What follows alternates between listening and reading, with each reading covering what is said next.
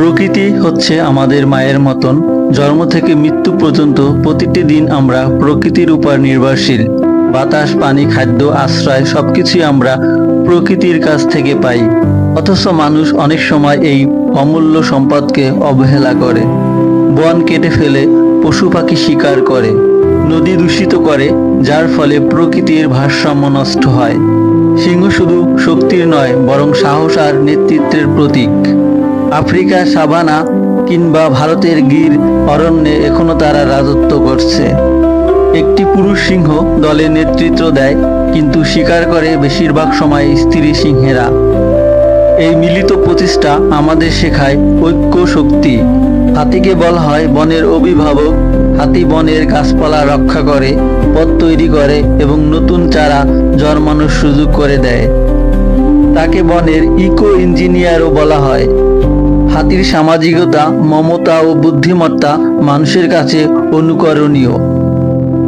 একটি হাতি যখন মারা যায়, তখন পুরো দল শোক প্রকাশ করে। আর এই দৃশ্য প্রকৃতির গভীর আবেগকে বোঝায়। বাংলাদেশের সুন্দরবন বাঘের জন্য বিখ্যাত। রয়্যাল বেঙ্গল টাইগার শুধু বাংলাদেশের গর্ব নয়, পুরো বিশ্বের এক অনন্য সম্পদ। বাঘ বনের ভারসাম্য রক্ষা করে শিকার নিয়ন্ত্রণের মাধ্যমে।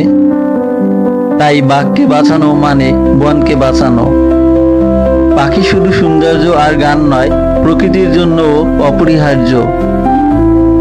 তারা ফুলের পরাগ ছড়ায়, বীজ ছড়ায়, আবার পোকামাকড় খেয়ে কৃষকদের সাহায্য করে। শীতকালে হাজার হাজার অতিথি পাখি বাংলাদেশে আসে। তারা আমাদের পরিবেশকে বৈচিত্র্যময় করে তোলে। মানুষের লোভে বন উজাড় হচ্ছে। গাছ কমলে বৃষ্টিপাত কমে, নদী শুকিয়ে যায়, প্রাণীরা আশ্রয় হারায়। আর জলবায়ুর পরিবর্তনের সবচেয়ে বড় কারণ হলো এই বন ধ্বংস। তাই অবশ্যই আমাদের গাছ লাগাতে হবে এবং বনকে রক্ষা করতে হবে। প্রকৃতি হলো আমাদের শিক্ষক, বন্ধু আর আশ্রয়।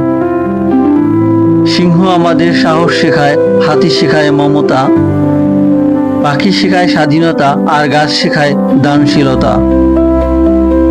যদি আমরা প্রকৃতিকে ভালোবাসতে শিখি, তবে প্রকৃতি আমাদের আগামী পৃথিবীকে সুন্দর ও নিরাপদ করে তুলবে।